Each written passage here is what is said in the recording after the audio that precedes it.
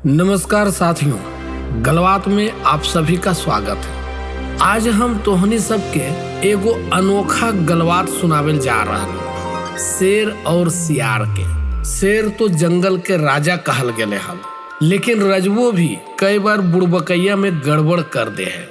ई गलबतिया में देखब हो कि एगो चालाक सियार कैसे एगो भूखल शेर के बुड़बक बना दलके। तो हंसे खातिर तैयार रहो, काहे कि ई गलबतिया में शेर के दहाड़ कम और बुड़बकैया ज्यादा हो। तो चला सुनल जाए एगो अनोखा मगही लोक कथा।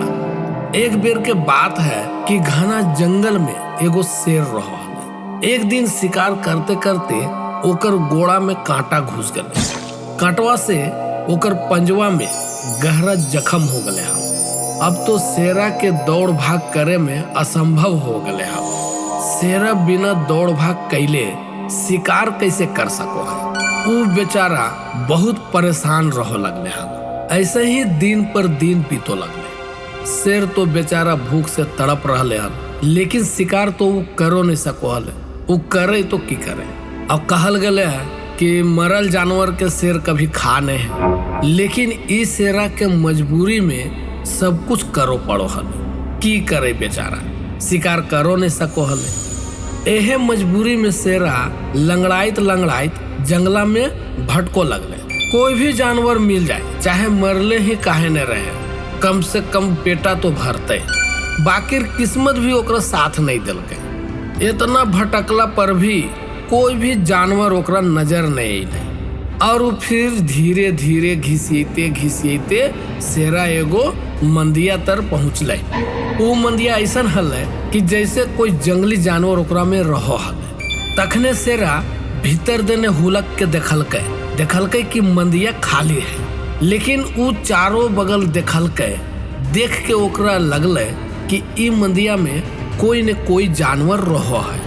तखनिए उस शेरा के दिमगवा में एगो आइडिया आइले और वो सोचो लगल कि हम अगर ई मंदिया में घुस के बैठल रहबै तो ई मंदिया वाला जानवर कखनो न कखनो तो अबे करते। और जखनिए वो अते तखनिए ओकरा पकड़ के खा लेबै। ई सोच के शेरा मंदिया के भीतर में जाके चुपचाप बैठ गेले। और ऊ मंदिया में एगो चालाक सियार रहो हल। शेरा दिन भर जंगला में घूम घाम के संझिया के ऊ चलाबो हल। और ओकर आदत हल कि ऊ सब समय सावधान रहो हल। और ओहे दिना जैसे ही सांझ होले, शेरा वापस मंदिया तर अइले और वो इधर उधर देखो लगले। ऊ देखल कि मंदिया के बाहर में कोई एगो बड़ा जानवर के पंजवा के निशान है। और ओकर माना में शक हो गले और वो सोचो लगले, अरे तेरी भूतनी के, कहीं कोई शिकारी जानवर भीतर मंदिया में तो नहीं बैठल हो। वो अपन शक के दूर करे खातिर ओकर दिमाग में एगो आइडिया आइले। वो की कैलकै, मंदिया से तनी सुन दूर हट के वो जोर जोर से बोलो लगले, मंदिया, हे मंदिया डार्लिंग, आज तू चुप काहे ही हो। मंदिया के भीतर में तो शेरा दम अटका के बैठल हल। वो भूखिया से तड़प रहले हल और चाह रहले हल कि कखने शेरा अंदर आवे और ओकरा दबोच के खा जाए। और इधर शेरा फिर से बोलल के, मंदिया, हे मंदिया डार्लिंग, आज तू चुप काहे ही हो। रोज तू हमरा अंदर बुलावो ही, आज तू चुप काहे ही हो। हम तो पहले से कह के रखलियो है, जहिना तू हमरा नहीं बोले ही तहिना हम अंदर नहीं जीवो और हम दूसर मान खोज लेबो। तो ठीक हो, तो तू नहीं बोला ही, तब हम चलो यो, हम दूसर मान ढूंढ लेबो। शेरा ई सुन के हड़बड़ा गले, अरे सरवा के नाती, ई तो दूसर मान खोजल चलल जा रहा है। ओकर माना में अइले कि शायद ई मंदिया सचमुच बोलो होते और रोज इस शेरा के बुलावेत होते। और अगर आज ही नहीं बोलते तो सचमुच कहीं शेरा भाग नहीं जाए। अब यह सोच के शेरा अपन आवाजिया बदल के बोलल के, सियार डार्लिंग, मत जा, अंदर आ जा, हम तो तोहरे रास्ता देख रहलियो है।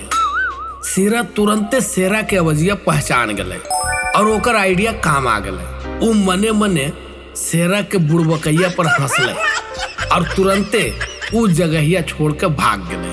और वो दिना से शेरा फिर वो मंदिया में कहनो वापस नहीं अले। अब इधर बेचारा बुड़बकवा शेरा वहे मंदिया में भूखल प्यासल मर गए। तो साथियों, जे आदमी सतर्क रहो है वो जीवन में कभी धोखा नहीं खा सको है। ये हले शेर और सियार के गलबात। जैसे चालाकी ताकत पर भारी पड़ गए। शेरा सोच रहे हल कि वो राजा है, लेकिन राजा बने से ही अकलमंद नहीं बन जा है। सियार के चतुराई भी देखलिए और शेरा के हालत भी, भूखल मंदिया में कैद और आखिरकार खत्म। तो याद रखिए, जे आदमी हरदम सचेत रहो है वो धोखा से बच जा है, और जे बुड़बकाई में हड़बड़ी करो है वो शेरा नियन फंस जा है। तो ऐसने मजेदार गलबात तोहनी सभे के बीच हम फिर से लेके आइबो। तब तक हंसत रहा, सीखत रहा और सुनते रहिया गलबात हमनी के भाषा में, गांव के बोली, दिल के बात। धन्यवाद। बिहार के आंचलिक भाषा में यह कहानी अगर आपको अच्छी लगी हो तो इस चैनल को सब्सक्राइब करें और दोस्तों के साथ शेयर करें और अगली कहानी के लिए इंतजार करें। धन्यवाद।